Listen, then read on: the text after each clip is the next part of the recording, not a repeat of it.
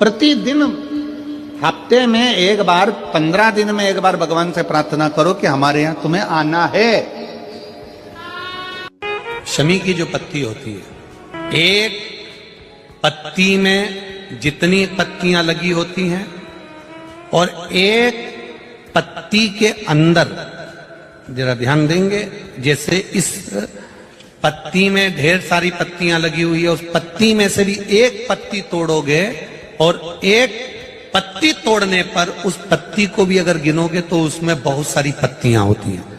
आज प्रयास करना, अगर कहीं आपको शमी की पत्ती मिले तो जैसे ये पत्ती, इस पत्ती को तोड़ा गया, इस पत्ती में से एक पत्ती निकाली गई और एक पत्ती निकालकर आप धीरे से रखना, और उसमें भी बारीक बारीक बारीक बारीक बारीक बारीक बहुत सारी पत्तियां नजर आती हैं। शिव महापुराण की कथा कहती है, जो सोमवार की अष्टमी हो या प्रदोष का व्रत हो या 12 महीने की शिवरात्रि हो या किसी भी दिन प्रदोष काल के अंतर्गत शंकर भगवान को एक शमी का पत्ता कोई भूलवश भी समर्पित कर देता है, तो जितनी एक पत्ती में पत्तियां होती है और उस पत्ती के अंदर भी एक पत्ती को तोड़ने के बाद जितनी पत्तियां होती है, उतने जन्म मृत्यु लोक में मनुष्य के नहीं होते। 84 लाख योनियों में से वो योनियां कट जाती हैं और देव योनि प्राप्त हो जाती हैं।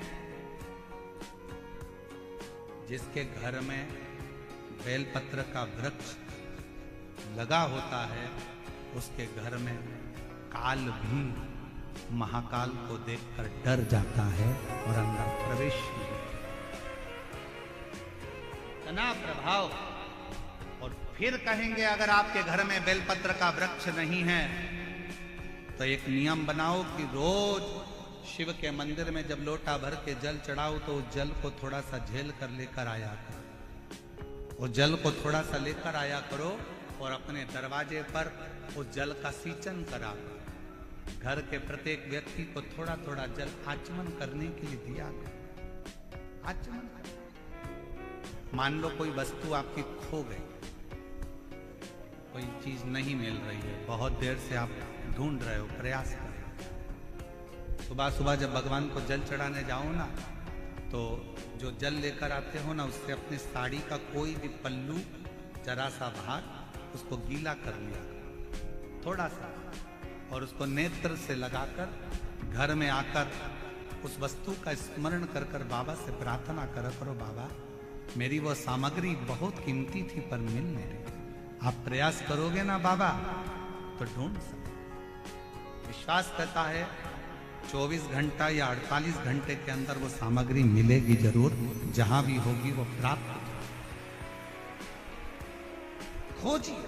शिव के चढ़े हुए जल में वो तत्व है, शंकर भगवान के चढ़े हुए जल में वो फल है।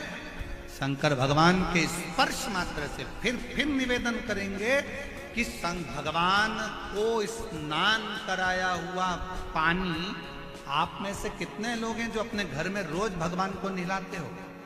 लड्डू गोपाल को, गणेश जी को, देवी जी को, देवता जी को, तुम्हारे घर में जो भी भगवान होंगे उनको रोज नहलाते हो कि नहीं नहलाते हो? बोलो, जम के बोलो, नहलाते हो? तो तुमने जो भगवान को नहलाया, उसका जो पानी आया, वो पानी को बाथरूम में डालते हो क्या? आवाज नहीं आई, जम के बोलो। नहीं। उस पानी को गटर में डालते हो क्या? नल्ले में फेंकते हो? बाथ बेसिन में डालते हो?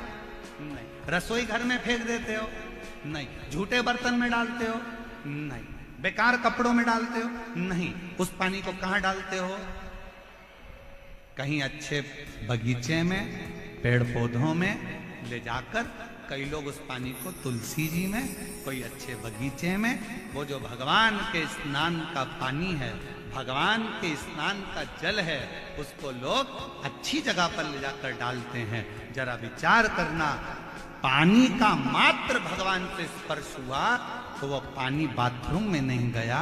उसी तरह आप रोज अगर भगवान के चढ़े हुए जल का स्पर्श करोगे तो तुम भी गलत जगह नहीं जाओगे, अच्छी जगह ही श्रेष्ठ जगह ही। आप गलत जगह नहीं पहुंचे, आप गलत जगह नहीं, श्रेष्ठ जगह आप पहुंचने का प्रयास करें। यदि मान लो घर में कोई एक व्यक्ति बिगड़ा हुआ है, मदिरा का नशा करता है, गांजा पीता है या गलत गलत व्यसन करता है, तो क्या उसको देखकर सारे घर के लोगों को बिगड़ना चाहिए? क्या करना चाहिए? उसको सुधारने का प्रयास करना चाहिए। उसको थोड़ा सुधारिए। अब वो सुधरेगा कैसे? घर से निकाल दोगे तो क्या सुधर जाएगा? झगड़ा करोगे तो सुधर जाएगा? लड़ लोगे तो सुधर जाएगा? नहीं। उसको सुधारने का सबसे सुंदर तरीका है कि उसको गलत लोगों की संगत में से हटाकर कहीं शिव पुराण में भजने वालों की संगत में बिठाना प्रारंभ कर दीजिए। धीरे धीरे उसको होटल से निकालकर देवालय तक भेजना प्रारंभ कर दीजिए। उसको गलत जगह से हटाकर भगवान की भक्ति की ओर लगाना प्रारंभ कर दीजिए। धीरे धीरे धीरे धीरे वो सब धीरे धीरे सब। और शिव महापुराण में त्रंबेश्वर बाबा का एक कितना सुंदर वर्णन किया गया कि अगर मान लो कोई व्यक्ति नशे में डूबा रहता है, मदिरा का नशा छोड़ ही नहीं रहा, पूरा प्रयास कर लिया और वो दारू छोड़ने को ही तैयार नहीं, 8 साल 10 साल 15। और शिव महापुराण में त्रंबेश्वर बाबा का एक कितना सुंदर वर्णन किया गया कि अगर मान लो कोई व्यक्ति नशे में डूबा रहता है, मदिरा का नशा छोड़ ही नहीं रहा, पूरा प्रयास कर लिया और वो दारू छोड़ने को ही तैयार नहीं, 8 साल 10 साल 15 साल 20 साल 25 साल 30 साल निकल गए और वो मदिरा छोड़ ही नहीं रहा। बहुत तकलीफ में, नया लड़का है, अभी शादी हुई, बहू बेचारी रोती है, घर के बच्चे रोते हैं, पर वो मदिरा का नशा छोड़े ही ना। तो त्रंबेश्वर महादेव का स्मरण करें। बेलपत्री के 5 पत्ते, शमी के 3 पत्ते। बेलपत्री के कितने पत्ते? 5। शमी के कितने पत्ते? 3। बेलपत्र के 5 पत्ते, शमी के 3 पत्र और काली मिर्च 5। एक पत्र, शमी पत्र सब साथ में लेकर काली मिर्च के साथ में बाबा देव अधिदेव महादेव को, भगवान शंकर को समर्पित करो। श्रंभेश्वर महादेव का नाम लीजिए। जम के बोलो, कौन सा महादेव? श्रंभेश्वर महादेव। आपने कथा में सुना होगा कि शरंभ पक्षी का रूप मेरे शंकर भगवान ने लिया था। किसके लिए लिया था? नरसिंह भगवान को जो गुस्सा आ रहा था, नरसिंह भगवान